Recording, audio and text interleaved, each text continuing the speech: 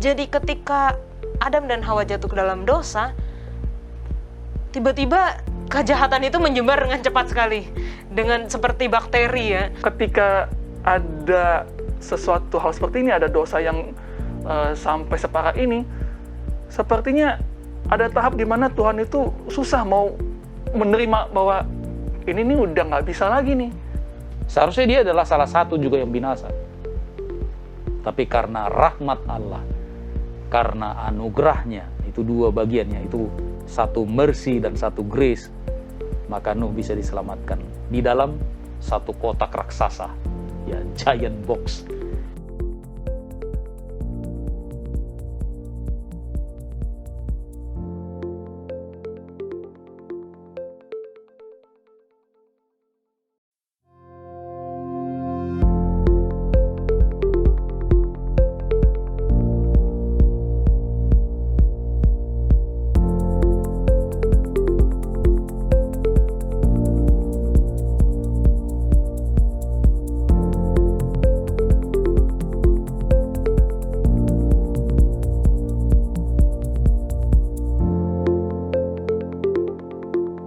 Shalom sahabat muda Hope Channel Indonesia, di mana saja Anda berada. Kita bertemu kembali dalam program diskusi Sekolah Sabat. Sebuah diskusi pembelajaran Alkitab yang sepanjang triwulan kedua tahun 2021 membahas mengenai janji, perjanjian kekal Allah. Dan saat ini kita sudah masuk di pelajaran ketiga dengan judul Turun-Temurun untuk Selama-lamanya. Kita sudah bersama dengan sahabat yang akan menemani kita berdiskusi dan narasumber kita juga. Dan pertanyaan hari ini adalah, kita tahu beberapa saat yang lalu saudara-saudara kita di NTT mengalami musibah bencana alam. Pernah nggak sih kamu mengalami bencana alam dan seperti apa rasanya? Silakan. Shalom, nama saya Norman Tambunan dari Jemaat Jamrut.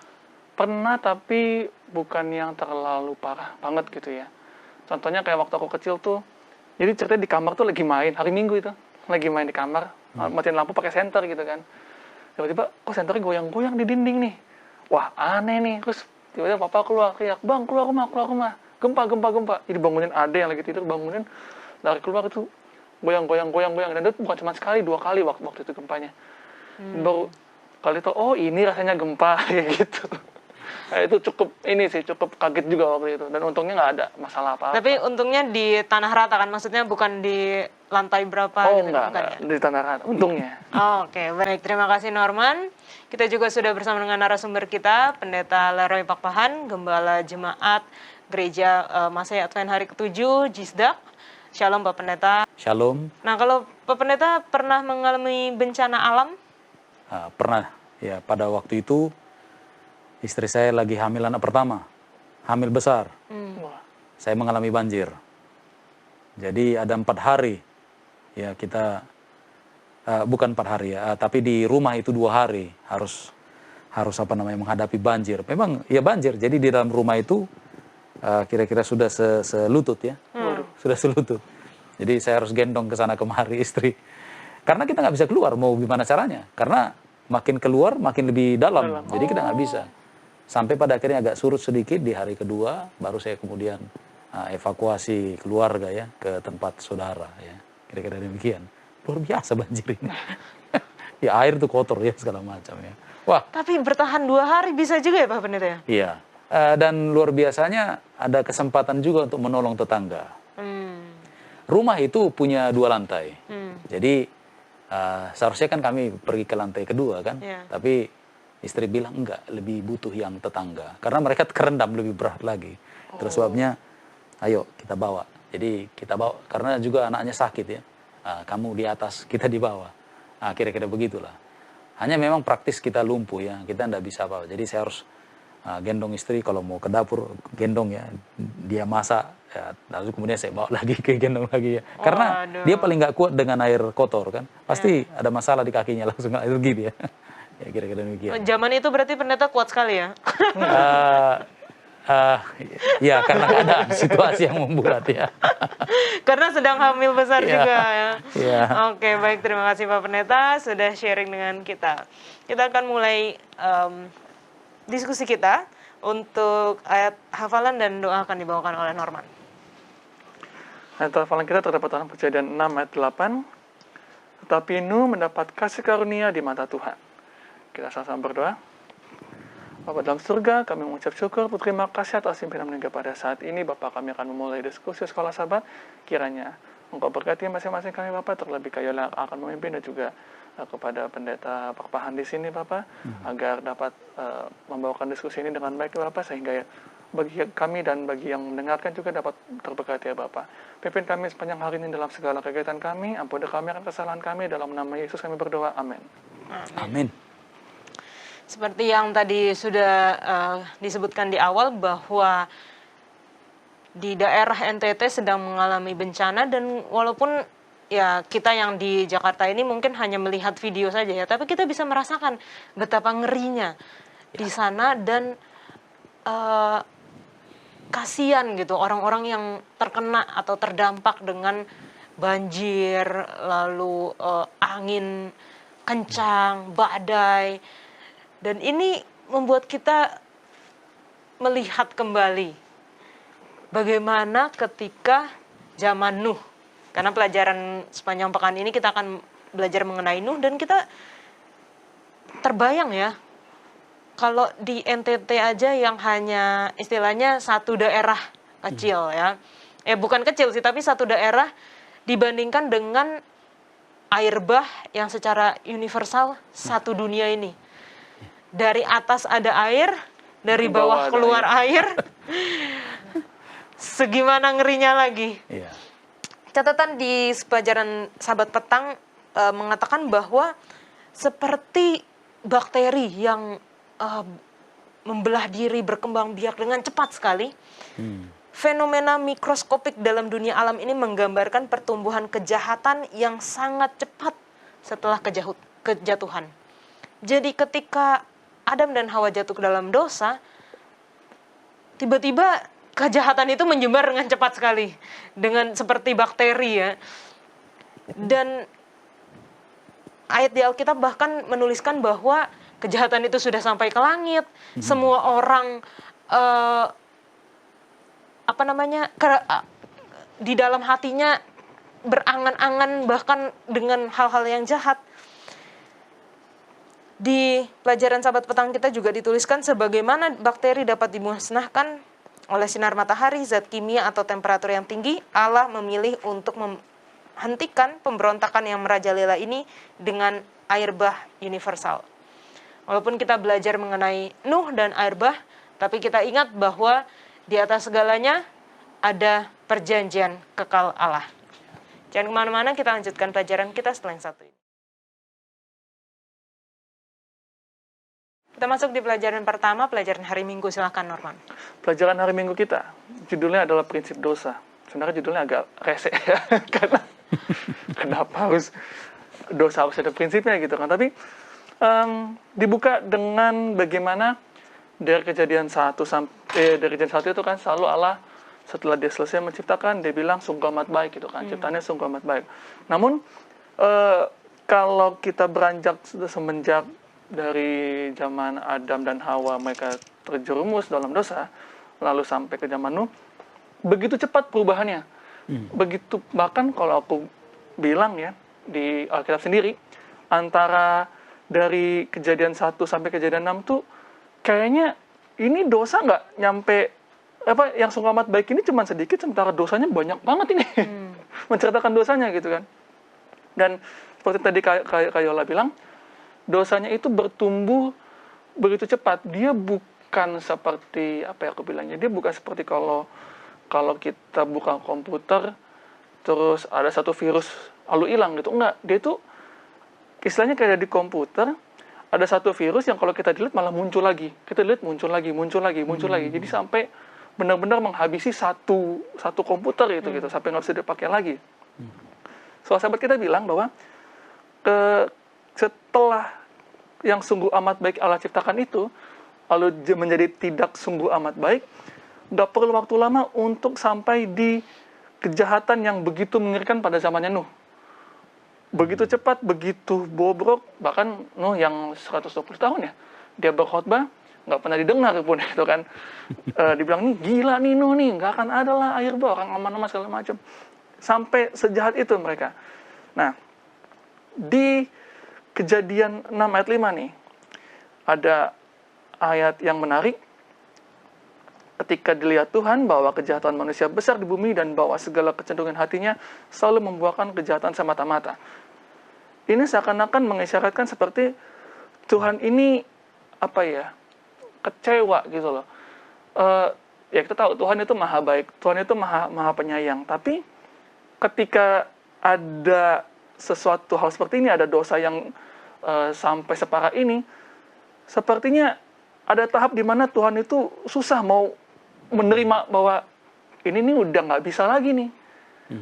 Ini nih udah di batas, kalau kata bapak saya, sudah di batas kesabaran saya gitu. Udah di batas kesabaran Tuhan. Alkitab mencatat menyesalah Allah gitu ya, pendeta. Iya. Kok Allah bisa menyesal gitu? Sejahat apakah pada saat Nuh itu? Pada zaman Nuh, iya, karena sudah begitu parah. Di Sekolah Sahabat alinea ke-3 kita. Secara bertahap dosa menjadi lebih buruk. Dosa cenderung bekerja demikian. Dosa tidak seperti luka atau sayata dengan proses otomatis yang memang sudah ada dalam tubuhmu membawa kesembuhan. Sebaliknya, jika dibiarkan tidak dimusnahkan, akan bertambah banyak dan tidak pernah puas sampai itu membawa kehancuran dan kematian. Jadi memang cara kerjanya, kalau aku boleh ilustrasikan, cara kerjanya ini ibaratkan ada satu handphone kita gitu kan. Handphone kita ada yang retas, awalnya mungkin diretas dari WhatsApp, terus diretas nggak lama Facebook, terus diretas nggak lama Instagram. Iya, dosa tuh secepat itu gitu, secepat itu bisa membawa kehancuran bagi seseorang. Tidaklah mengherankan Allah membenci dosa, tidak heran segera atau nanti dosa akan dimusnahkan. Allah yang adil dan penuh kasih tidak dapat melakukan yang lain atas dosa itu. Tapi di Sekolah Sahabat kita kembali diingatkan ada kabar baiknya bahwa ketika dosa itu merajalela, maka Tuhan nggak akan membiarkannya. Ada ada pengampunan yang Tuhan berikan, ada juru selamat yang Tuhan berikan kepada mereka, dan itulah janji Tuhan kepada Nuh juga, akan ada penyelamat bagi mereka saat itu.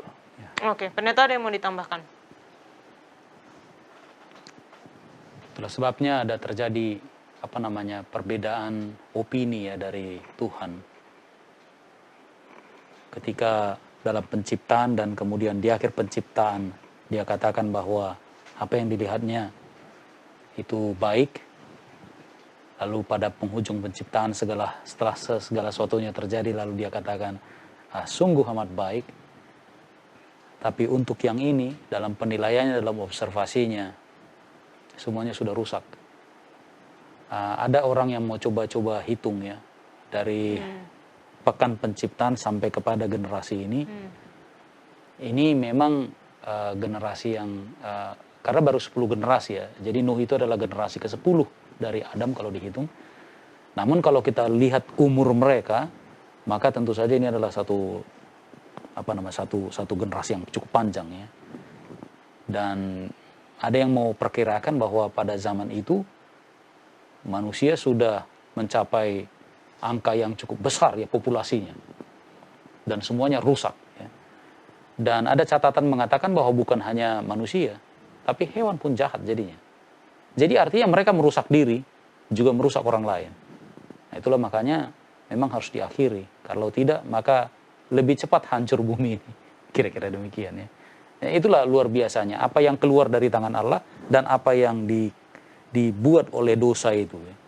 Jadi kalau yang keluar dari tangan Allah itu teramat baik, sementara yang keluar dari, artinya setelah manusia jatuh dalam dosa, maka semuanya, ya bahkan angan-angan hatinya, apa saja kecenderungan hatinya pasti jahat. Nah, kira-kira demikian. Luar biasa ini ya. Thank you. Apakah dari keturunan Nuh itu, maksudnya ayahnya, keluarganya, kakeknya, itu lain yang baik dan semua yang lain jahat, atau gimana pendeta? Ya, di Kejadian pasal 6 ya ada pernyataan, ada 2 di situ disebut sering anak Allah, lalu anak manusia. Ya. Ya, nah itu garis lainnya. Jadi ketika disebut anak Allah, Orang kadang-kadang salah baca ya, disebut anak Allah berarti malaikat gitu ya. Malaikat tidak disebut anak Allah ya. Jadi anak yang dari keturunan Habil kan sudah meninggal ya. Jadi penggantinya lah dari Set. Jadi dari Set itulah yang disebut dengan anak Allah. Sementara yang dari Kain itulah yang disebut dengan anak manusia. Satu yang masih mau dengar dengan Tuhan, ya dengar kepada Tuhan. Yang satu no way. Ya kami ikut Kain ya, pakai otot ya, pakai tenaga ya, pakai kekerasan, kira-kira begitu. Ya. Oke, baik, terima kasih Pak Pendeta. Kita akan lanjutkan pelajaran kita, jangan kemana-mana. Kita lanjut lagi pelajaran kita di hari Senin. Judulnya adalah Orang Itu Nuh.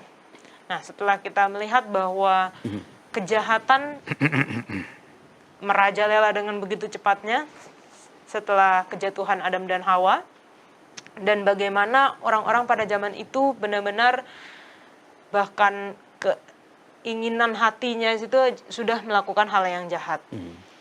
Tetapi ada yang berbeda. Kita bisa lihat di ayat 9 dari Kejadian 6. Inilah riwayat Nuh. Nuh adalah seorang yang benar dan tidak bercela di antara orang-orang sezamannya, dan Nuh itu hidup bergaul dengan Allah. Jadi ada 3 kriteria yang kita lihat di sini tentang Nuh.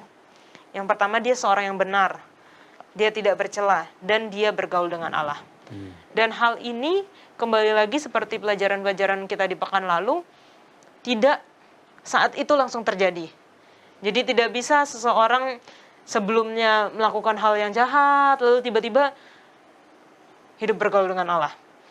Artinya dia sudah membiasakan hal itu, hidup bergaul dengan Allah. Jadi ya kita tahulah, contohnya kalau misalnya kita mempunyai seorang sahabat atau teman dekat, dan kita bergaul dekat dengan orang itu, pasti kita tahu, bahkan kadang-kadang suka mengucapkan hal yang sama berbarengan gitu ya. Atau sebelum dia mengucapkan saya pengennya ini, kita sudah tahu dia pasti pengennya ini, karena kita hidup bergaul dengan dia.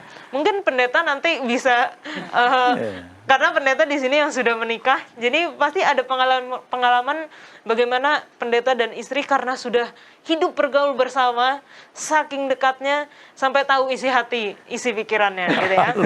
Nah, seperti itulah kita membayangkan bergaul dengan Allah. Namun yang lebih menariknya lagi, ketika kita membaca satu ayat sebelumnya, di ayat 8, tetapi Nuh mendapat kasih karunia di mata Tuhan. Dan kasih karunia seperti yang muncul di ayat-ayat perjanjian baru, bahkan kata kasih karunia ini pertama kali muncul di dalam kitab suci. Menunjukkan bahwa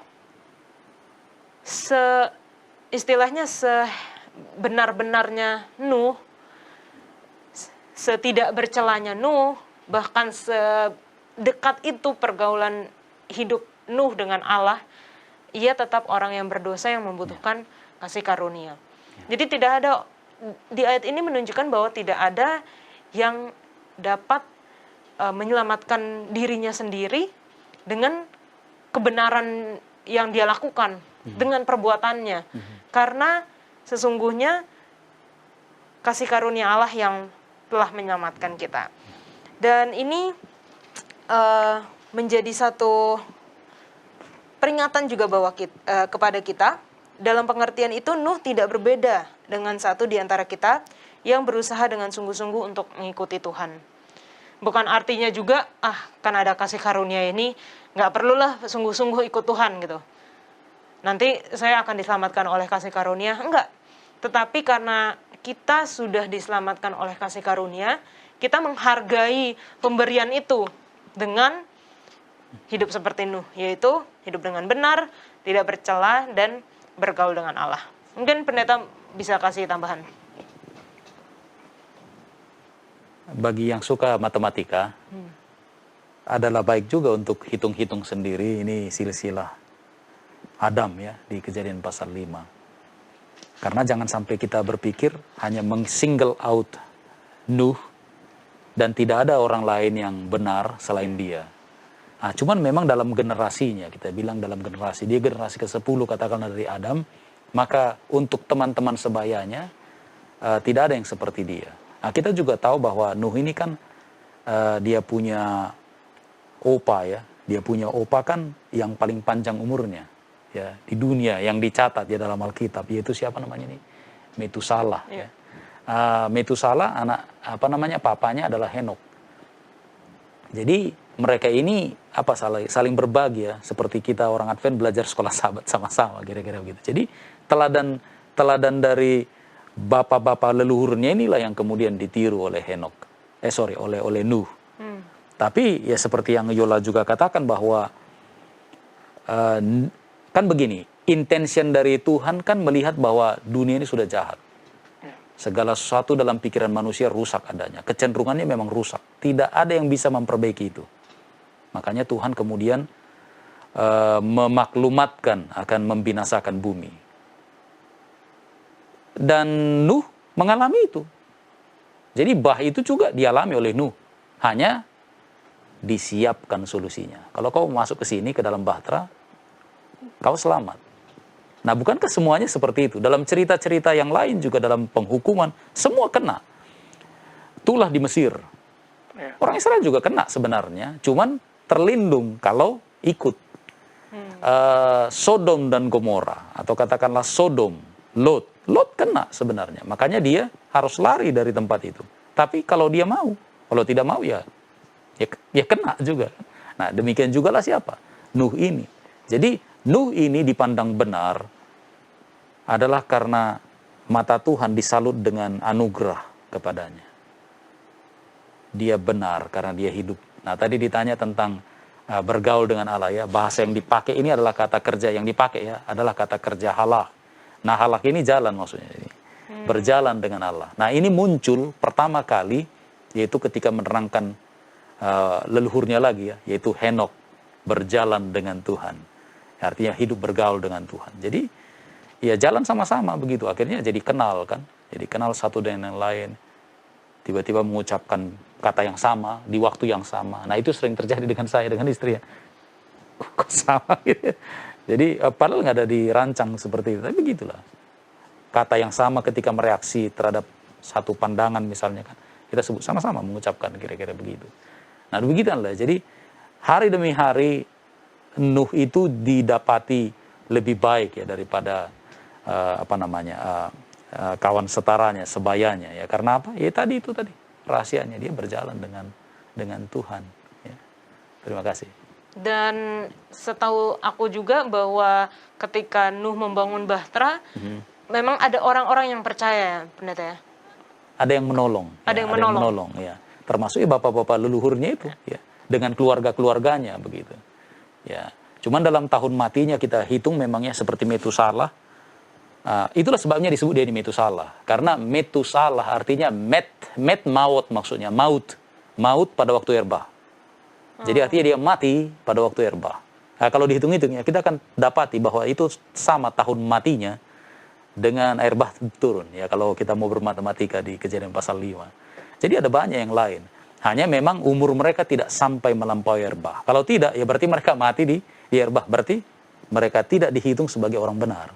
Kan begitu. Tapi tidak seperti itu ceritanya. Jadi mereka itu lebih awal meninggalnya. Oke.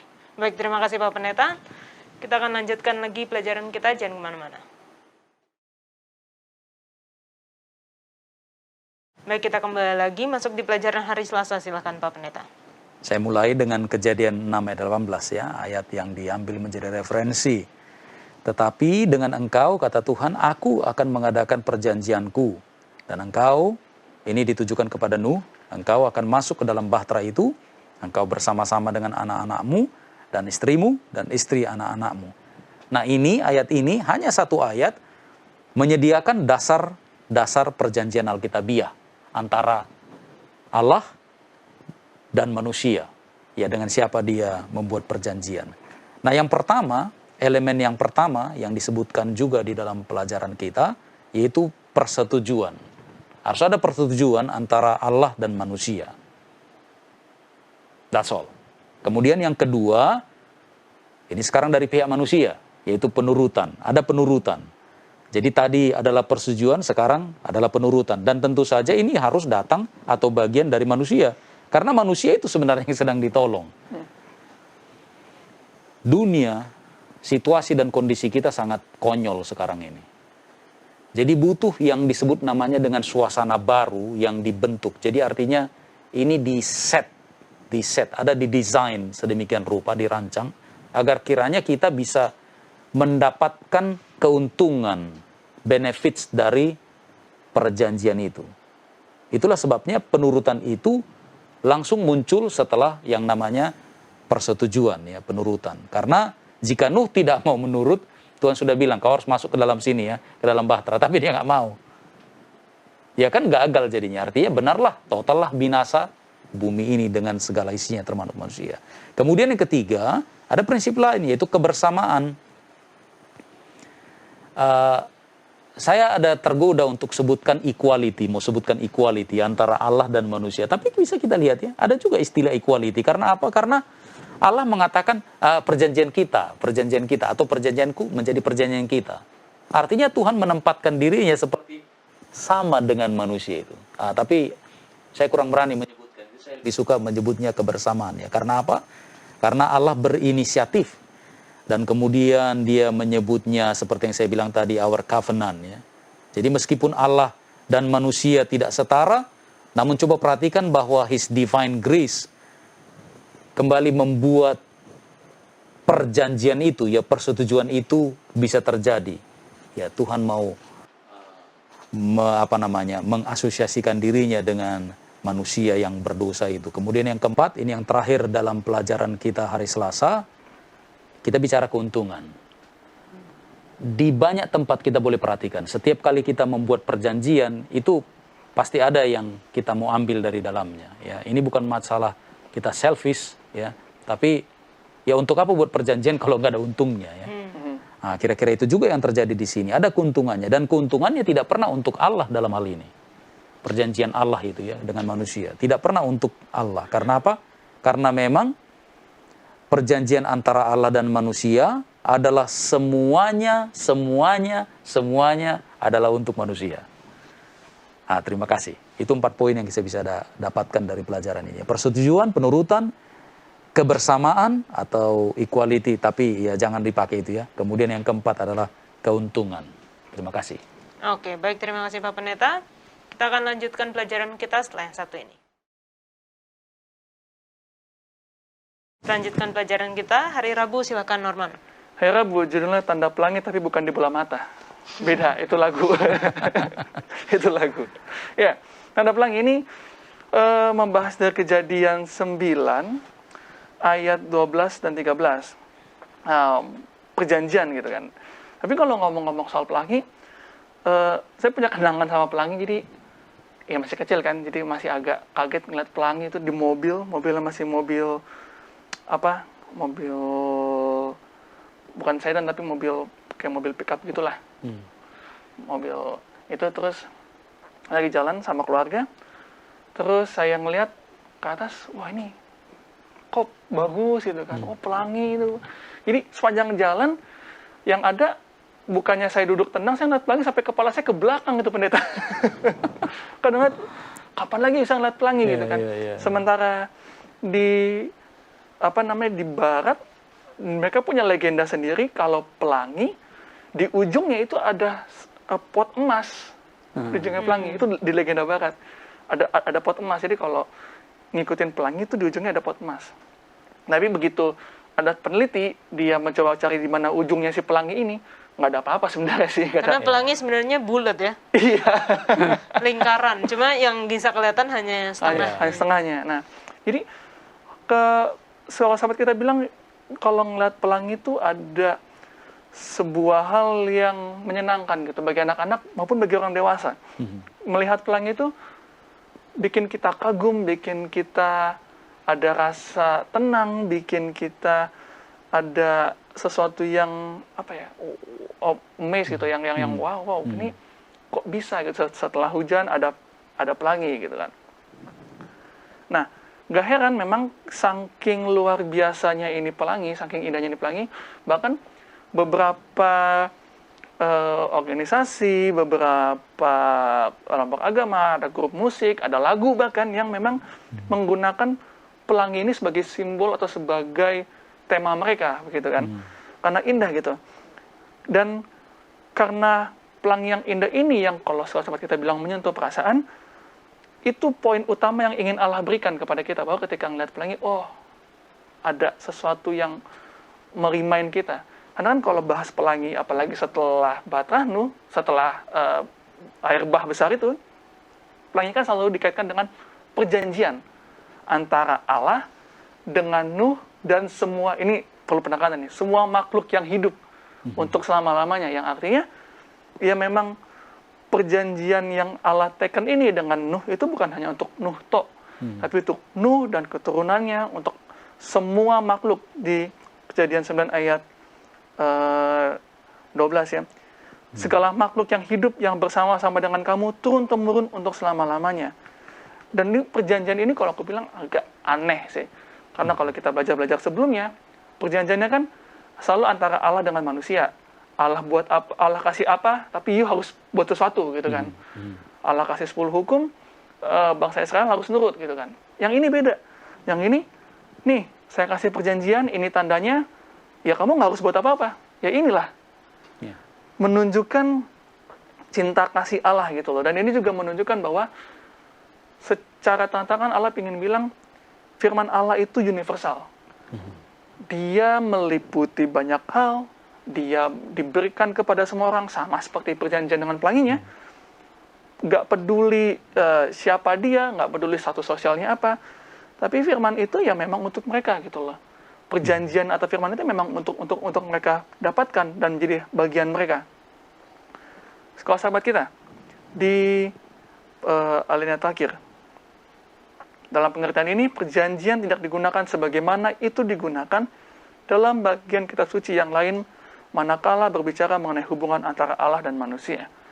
Ya ini tanda pelangi lagi-lagi menjadi satu tanda, satu perjanjian bagi bukan cuma bagi Allah dan Nuh, tapi bagi Allah dan semua makhluk hidup sampai ke temburan, sampai ke kita sekalipun, bahwa ini ada Allah, ada sesuatu yang Allah janjikan untuk kita gitu loh. Oke. Kalau kita lihat di ayatnya dikatakan busurku kutaruh di awan. Artinya busur Tuhan gitu ya, rainbow. Kalau dalam bahasa Inggrisnya kan busur hujan. Ditaruh di awan. Pendeta ada yang mau ditambahkan untuk pelajaran hari Rabu? Saya mau nyanyi. Karena lagu ini lagu anak-anak ya.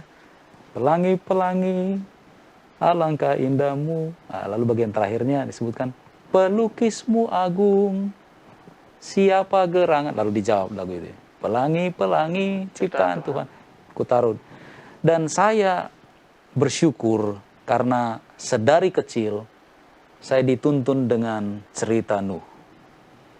Jadi ketika saya memandang pelangi dengan begitu banyak cerita ya, bahwa pelangi itu sebenarnya adalah bidadari mandi katanya. Jadi kalau ikuti bidadari mandi. Tapi karena saya sudah dibina sedemikian rupa dengan cerita-cerita yang didapatkan dari dari kelas sekolah sahabat anak-anak, maka setiap kali ada pelangi, oh iya, berhenti hujan, kan gitu ya. Jadi selalu bilang berhenti hujan. Dalam artian kepada bencana, ya bahwa dunia tidak akan dibinasakan lagi oleh ya mungkin ada banjir-banjir lokal kita sebut. Tapi kalau secara kosmik tidak lagi ya, akan ada saatnya. Dan bicara busur itu juga bicara tentang seperti tameng ya. Tameng hujan, artinya Tuhan akan bendung ya, dia akan tahan.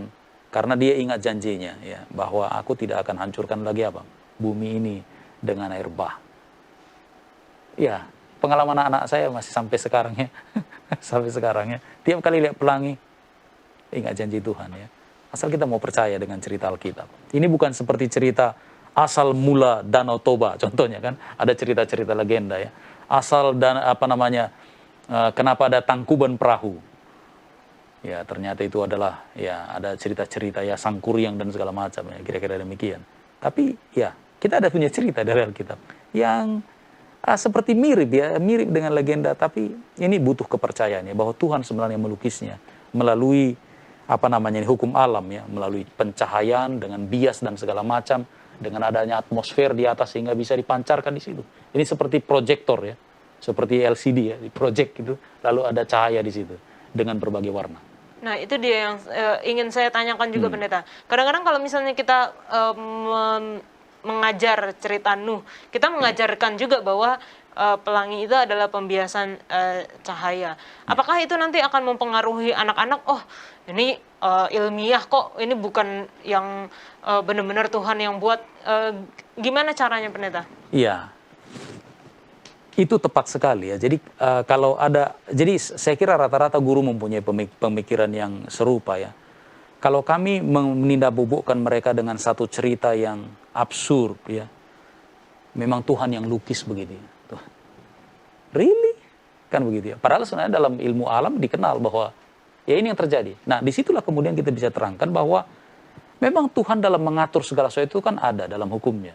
Jadi Tuhan mengatur segala hukum yang ada di di bumi. Tapi tanpa matahari, tanpa cahaya, tidak akan pernah terjadi yang namanya pelangi, bukan? Butuh cahaya, dan itu harus feedback, kan begitu. Ada seperti dari belakang, dari sini, baru kelihatan, kan begitu. Kalau tidak, ya kalau dari sebelah lain dia tidak bisa lihat itu.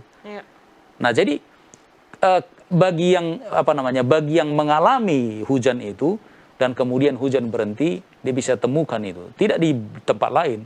Jadi kita bisa terangkan dengan cara itu. Sama seperti Tuhan juga katakan dalam Kejadian pasal 1, aku akan membuat masa-masa yang tetap. Ada begini. Oh ya, Tuhan menetapkan peraturan di alam ini yang harus diikuti oleh alam itu, sehingga semuanya boleh berjalan dengan harmonis, menjadi kebahagiaan kan bagi apa? Bagi penduduk di bumi ini. Kira-kira demikian. Jadi boleh kita edukasi juga mereka dengan apa sebenarnya yang terjadi. Bahwa Tuhan kan bekerja juga melalui hukumnya kan. Jadi tidak sedang mengada-ngada, tidak. Ada begitu. Oke. Terima kasih. Baik, terima kasih Pak Pendeta. Kita akan lanjutkan pelajaran kita setelah yang satu ini. Kita lanjutkan pelajaran kita hari Kamis, judulnya adalah Hanya Nuh yang Tinggal. Tadi sebelum rekaman kita sempat nanya, ini kenapa alurnya udah sampai di pelangi, terus mundur lagi, gitu ya. Kita baca di Kejadian 7 ayat 23, demikianlah dihapuskan Allah segala yang ada, segala yang di muka bumi, baik manusia maupun hewan dan binatang melata dan burung-burung di udara, sehingga semuanya itu dihapuskan dari atas bumi. Hanya Nuh yang tinggal hidup dan semua yang bersama-sama dengan dia dalam bahtera itu. Kata yang ingin digarisbawahi di dalam pelajaran kita adalah tinggal hidup. Atau di ayat ini kita menemukan konsep penyebutan pertama, yaitu yang sisa. Kita sering dengar kan sekarang bahwa kita ini adalah umat yang sisa. Nah, konsep pertama itu tercatat di Alkitab ketika zaman Nuh, ketika dikatakan hanya Nuh yang tinggal hidup. Dan ini banyak ditemukan di dalam Alkitab. Kita bisa baca di pelajaran hari Kamis, kelanjutan keturunanmu, ataupun orang yang tertinggal di Sion, menebus sisa-sisa umatnya.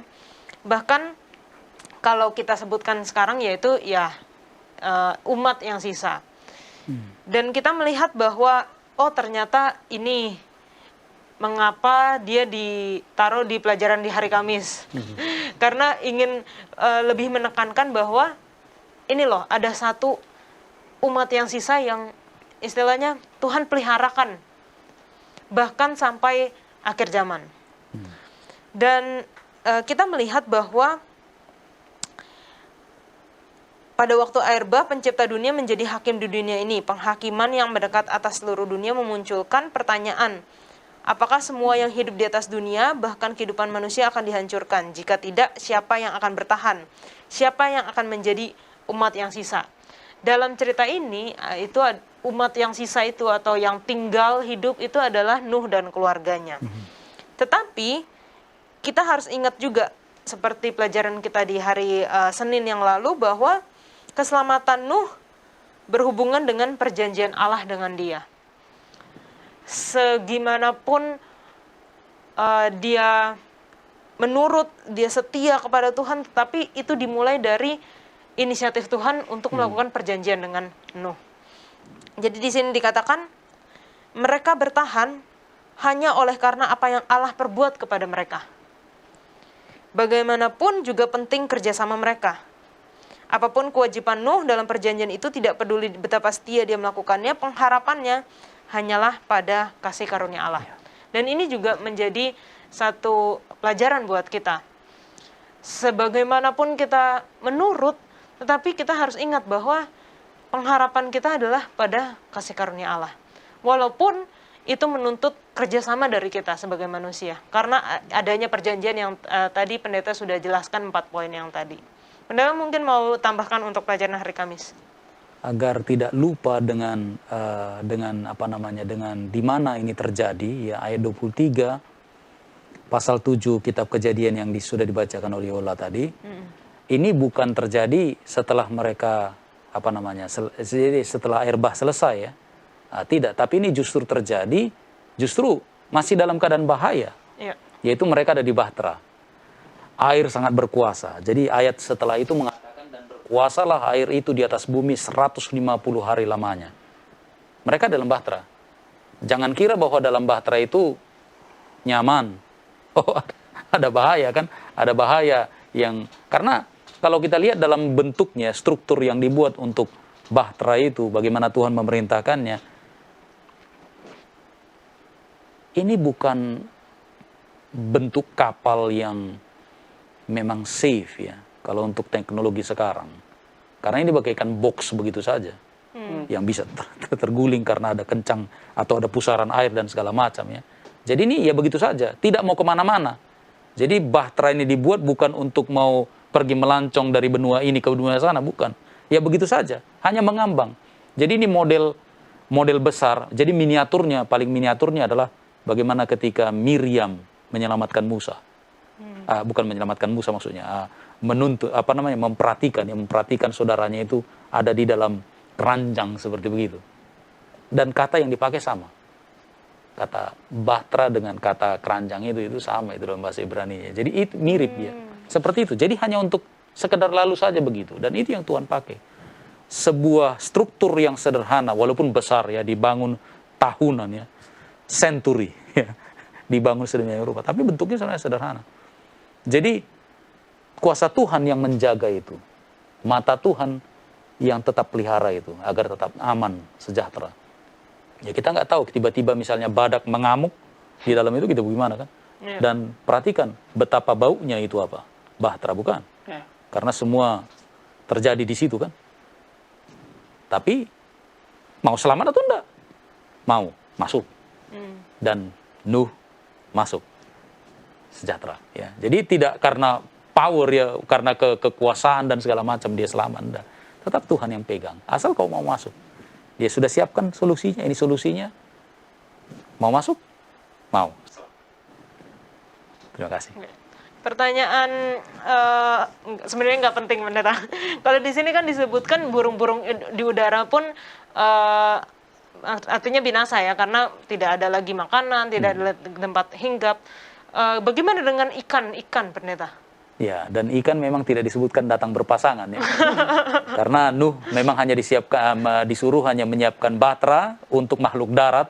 Tidak ada akuarium di dalamnya seperti misalnya SeaWorld, ya. Tidak dipakai itu, ya. Jadi tidak disebutkan. Yang jelas ikan tetap survive kan.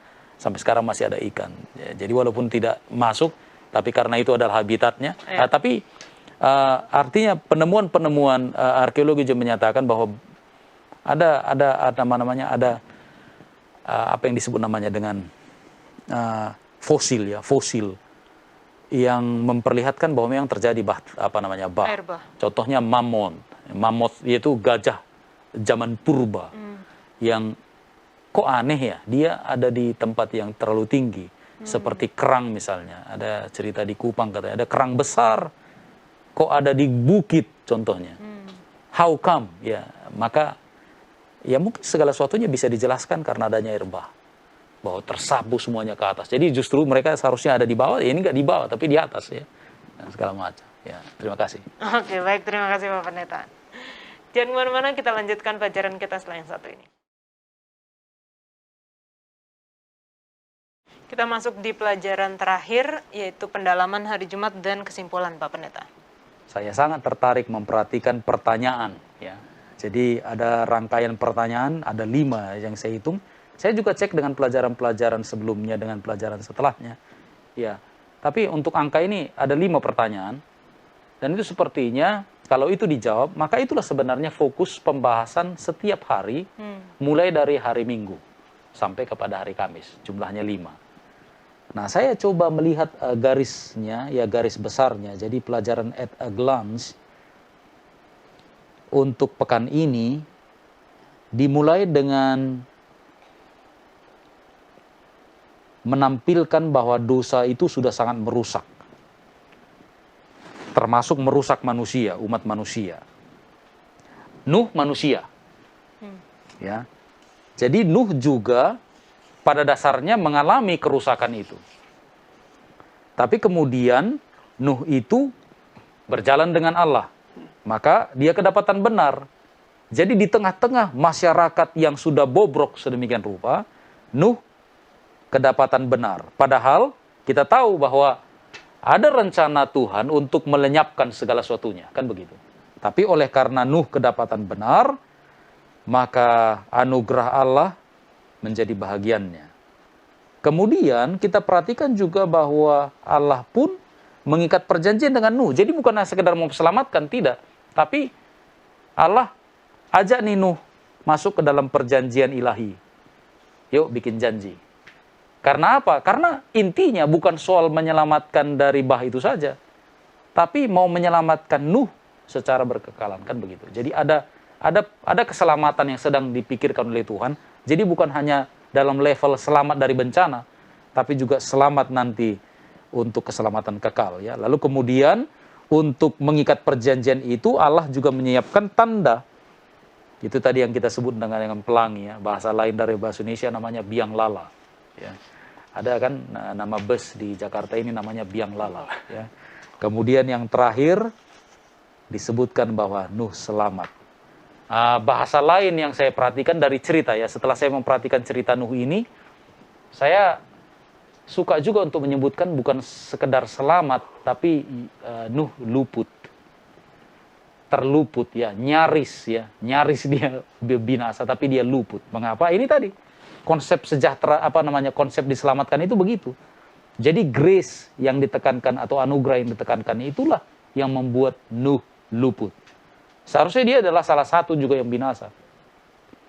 Tapi karena rahmat Allah, karena anugerahnya, itu dua bagiannya, itu satu mercy dan satu grace, maka Nuh bisa diselamatkan di dalam satu kotak raksasa, ya, giant box, yang memang Tuhan sendiri yang suruh bagaimana caranya itu harus dibangun.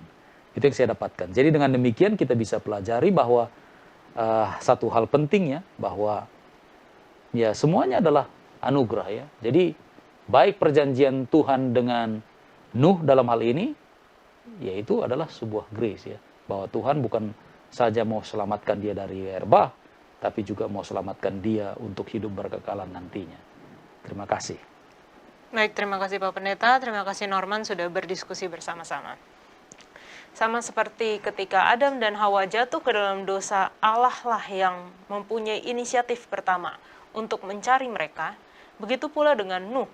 Allah lah yang mempunyai inisiatif pertama untuk mengadakan perjanjian dengan Nuh karena kasih-Nya yang begitu besar kepada kita manusia.